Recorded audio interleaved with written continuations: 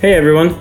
Welcome to our series on behavioral economist Dan Ariely's book, Predictably Irrational. We will highlight some of Ariely's research that is relevant and interesting to the creative community. Predictably Irrational is rich in psychological discoveries and messages that can be applied to our everyday lives. Therefore, we highly recommend it as a book that will not only amaze you with its findings, but also inspire you to utilize and capitalize on the discoveries Ariely has made.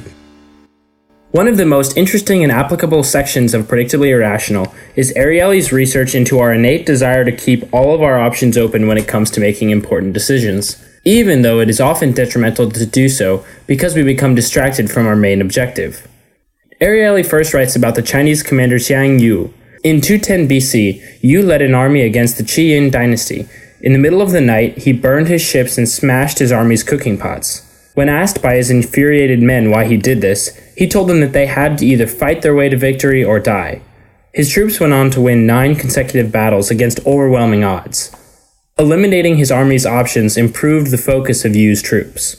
Ariely says that we feel compelled to preserve options, even at great expense, and even when it doesn't make sense. In the context of today's world, this amounts to buying the expandable computer system just in case we need all those high-tech bells and whistles. We buy the insurance policies that are offered with our plasma high-definition television just in case the big screen goes blank.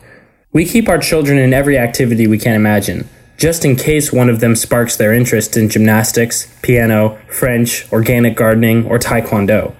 And we buy a luxury SUV not because we really expect to drive off the highway, but just in case we do, we want to have some clearance beneath our axles. Ariely decided to do some research into this phenomenon. He conducted an experiment on MIT students in which participants played a computer game which offered them 3 doors: red, blue, and green.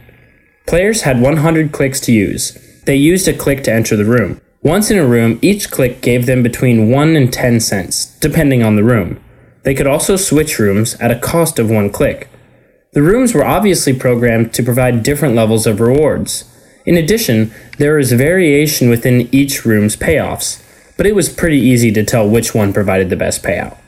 Players tended to try all 3 rooms, figure out which one had the highest payout, and then spend all of their time there.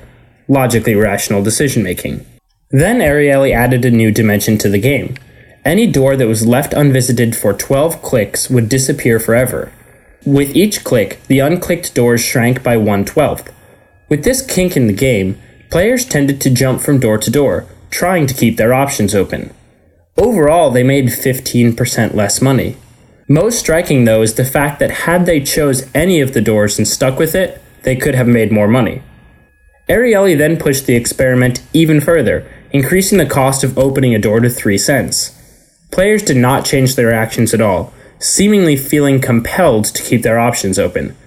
Even when given the opportunity to have practice runs, participants acted in the same way. Ariely concluded that players just couldn't tolerate the idea of the loss, and so they did whatever was necessary to prevent their doors from closing. In addition, he says that what we need to do is consciously start closing some of our doors.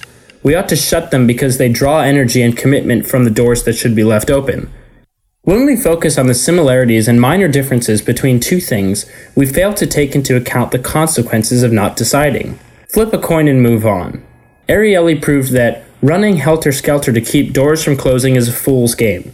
It will not only wear out our emotions, but also wear out our wallets. What we need to do is consciously start closing some of our doors. As creative individuals, we often have hundreds of ideas for unique projects. We often have many ideas for ways to go about solving a task. We often have various plans for businesses or entrepreneurial endeavors.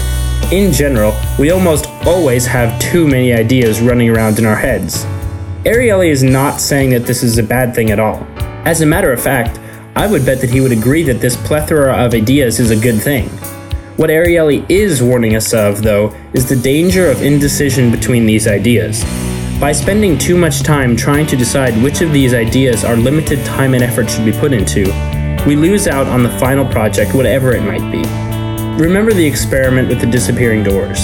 Had a participant chosen any random door, his expected value would have been higher than jumping around spending clicks trying to decide between his options.